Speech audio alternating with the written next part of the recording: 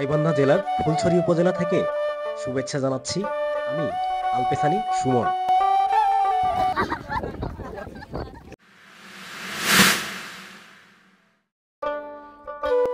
আজ আমি এসেছি গাইবান্ধা জেলার সবচেয়ে জনপ্রিয় এবং দর্শনীয় স্থান বালাসীঘাটে। এখানকার বিশাল চর, শান্ত নদী আর সরল জীবনযাপন যেন এক নতুন অভিজ্ঞতা এনে দেয়। শহরের কোলাহল থেকে দূরে এখানে সময় যেন কিছুটা ধীরে চলে। চলুন ঘুরে দেখি চরবাসীর জীবন, তাদের সংগ্রাম আর সরল আনন্দ, আর উপভোগ করি নদীর তীরের এই অপরূপ সৌন্দর্য। বালাসীঘাট এক সময় ছিল এক গুরুত্বপূর্ণ রেল নৌ জংশন। এখান থেকে ট্রেন চলে যেত সিরাজগঞ্জের বাহাদুরাবাদ ঘাটে। আজ সেই পুরনো দিনের স্মৃতি রয়ে গেছে, আর এই ঘাট এখন স্থানীয়দের জীবনযাত্রার একটি অংশ মাত্র। এখানকার মানুষগুলোর মুখে ফুটে ওঠে চরের জীবনের বাস্তবতা। কষ্ট আছে, কিন্তু তাতে কোনো অভিযোগ নেই। আছে শুধু হাসি মুখ আর লড়াইয়ের সাহস। বালাসীঘাটের প্রকৃতি যেন কবিতার মতো। নদীর ধারে হাওয়ার শব্দ, সূর্যের আলোয় ঝিকিমিকি চর, আর দূরে কোথাও একা দাঁড়িয়ে থাকা একটা গাছ। এই জায়গা আপনাকে দেবে প্রশান্তি। ঘাটে কিছু ছোট্ট দোকান আছে, যেগুলোতে মেলে গরম চা, চানাচুর আর গায়ের মিষ্টি। স্থানীয়দের চায়ের আড্ডায় আর গল্প যেন আলাদা এক সংস্কৃতি তৈরি করেছে। চরের মানুষের জীবনযাত্রা দেখতে আমরা যাচ্ছি রসুলপুর গ্রামে। এখানে আপনি যেদিকেই তাকাবেন নজর কাড়া সৌন্দর্য দেখতে পাবেন।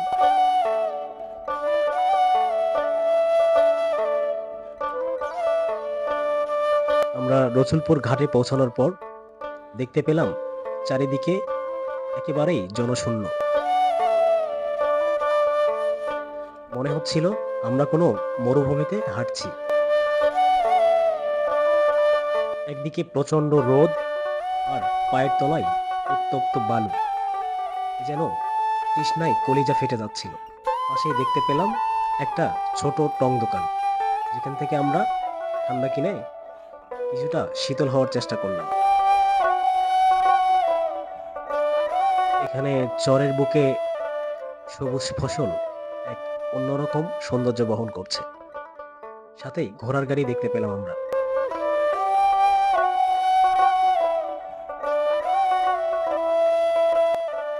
আমরা এই ঘোড়ার গাড়িতে চড়েই রসুলপুর গ্রাম ঘুরে দেখব।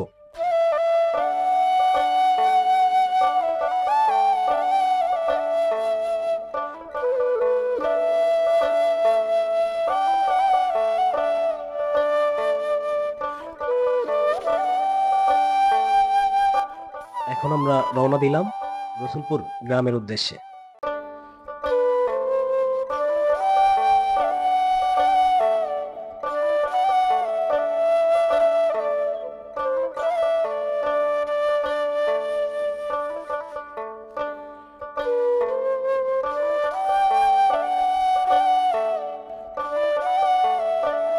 চারিদিকের দৃশ্য এত সুন্দর ছিল, আমরা যেন চোখ ফেরাতেই পারছিলাম না।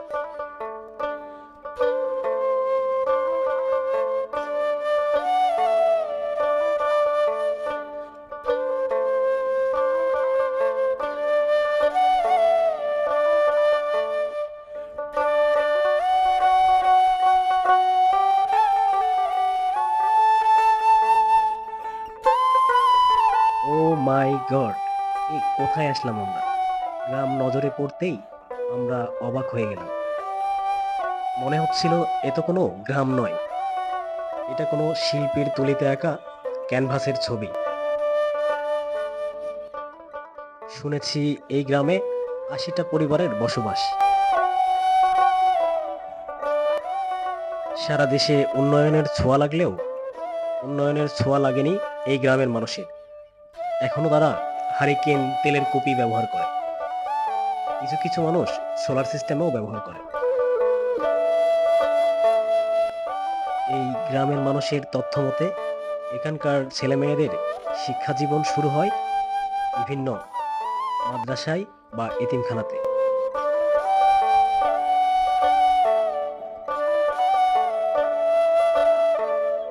এই গ্রামের মানুষ জীবিকা নির্বাহ করে, কেউ কৃষিকাজ করে, কেউ বা নৌকা চালিয়ে। এটা একদিনের ভ্রমণ হলেও বালাসীঘাটের এই অভিজ্ঞতা আমার মনে গেঁথে থাকবে অনেক দিন। যদি আপনি প্রকৃতি ভালোবাসেন তাহলে এই জায়গা একবার হলেও ঘুরে আসতেই হবে।